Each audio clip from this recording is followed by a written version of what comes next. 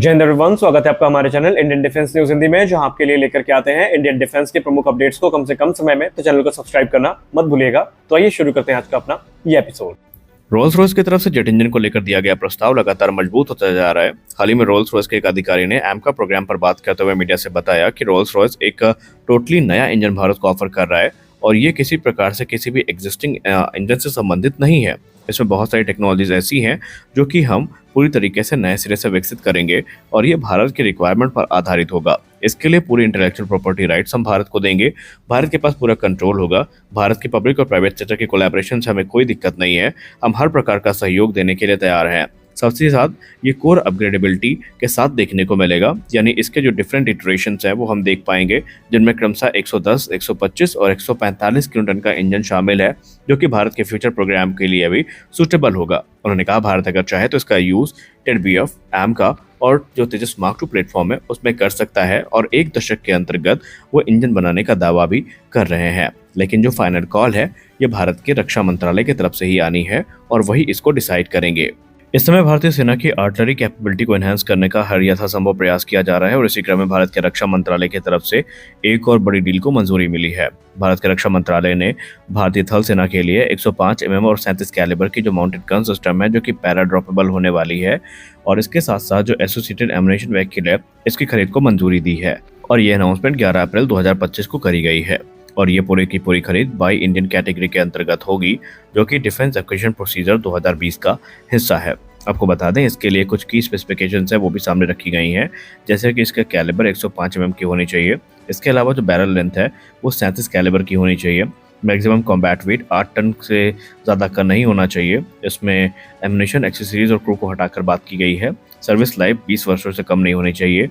जो minimum range है वो 2500 मीटर से कम और जो मैक्सिमम रेंज है वो 17,000 मीटर से कम नहीं होनी चाहिए। और एमुनेशन कंपैटिबिलिटी की बात करें तो ये मौजूदा इन सर्विस 105 mm के जो एमुनेशन है इनको फायर करने में सक्षम होनी चाहिए। अगली रिपोर्ट में बात करने वाले हैं लॉन्ग रेंज ग्लाइड बॉम्ब यानी गौरव के बारे में। भारत के मिनिस्ट्री ऑफ डिफेंस ने कंफर्म कर दिया है कि सुखोई 30 MKI फाइटर क्राफ्ट की सहायता से defence research and development organisation के द्वारा long range glide bomb Gaurav को सक्सेसफुली टेस्ट किया जा चुका है और ये टेस्ट क्रमशः 8 से लेकर 10 अप्रैल के बीच में आयोजित किए गए थे, जहां पर वेपन सिस्टम को सुखोई 30 MKI के मल्टीपल स्टेशन पे इंटीग्रेट किया गया था और ये डिफरेंट वॉरहेड कॉन्फ़िगरेशन में टेस्ट किया गया था। और इसका टारगेट था एक दूर आइलैंड में स्थित एक लैंड टारगेट, जहां पर इसने तकरीबन 100 किलोमीटर की जो रेंज है उसके आसपास डेमोन्स्ट्रेट किया था अपनी रीच को और पिन पॉइंट एक्यूरेसी के साथ इसने टारगेट को हिट भी किया है। अगर हम लॉन्ग रेंज ग्लाइड बॉम्ब गौरव की बात करें तो ये 1000 किलोग्राम क्लास का ग्लाइड बॉम्ब है, जिसको DRDO के रिसर्च सेंटर इमारत के द्वारा बनाया गया है और आने वाले भविष्य में भारतीय वायुसेना के अलग अलग प्लेटफॉर्म से इसका यूज होगा। सीनियर ऑफिशियल जो DRDO के हैं और इंडियन एयरफोर्स के हैं, उन्होंने जहाँ पर पार्टिसिपेट किया था और ट्रायल की समीक्षा करी थी और ये ट्रायल पूरी तरीके से अब सफल घोषित किया जा चुका है। अब बात कर लेते हैं भारतीय वायुसेना के सुपर सुखोई प्रोग्राम यानी Su-30 MKI अपग्रेड प्रोग्राम के बारे में। भारत का एम्बिशियस Su-30 अपग्रेड प्रोग्राम 2026 से अपनी जो शुरुआत है वो करने वाला है, जहां पर 2026 से सुपर सुखोई में जो एडवांस ईसा रडार है इसके तहत इसकी पहली उड़ान को आयोजित कर लिया जाएगा। जी हाँ, 84 सुखोई 30 MKI को अपग्रेड करने की जो मंजूरी है वो मिली है, जिन्हें कटिंग एज विरूपाक्ष जो कि gallium nitride based active electronically scanned array radar है इससे इक्विप किया जाना है। इसके अलावा ऑटोमेटेड डिजिटल कॉकपिट और भी दूसरे जो बड़े परिवर्तन है वो यहाँ पर हमें देखने को मिलेंगे और 2026 से सिलसिलेवार तरीके से इनकी जो टेस्टिंग है ये शुरू हो जाएगी।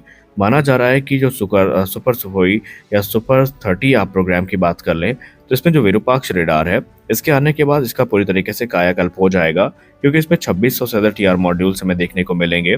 इसके अलावा इससे तकरीबन 300 से लेकर 400 किलोमीटर की जो सर्च और ट्रैक रेंज है ये हमें देखने को मिलने वाली है और ये अपने प्रीडिसेसर के तुलना में तकरीबन 40% तक ज़्यादा इफेक्टिव होने वाला है।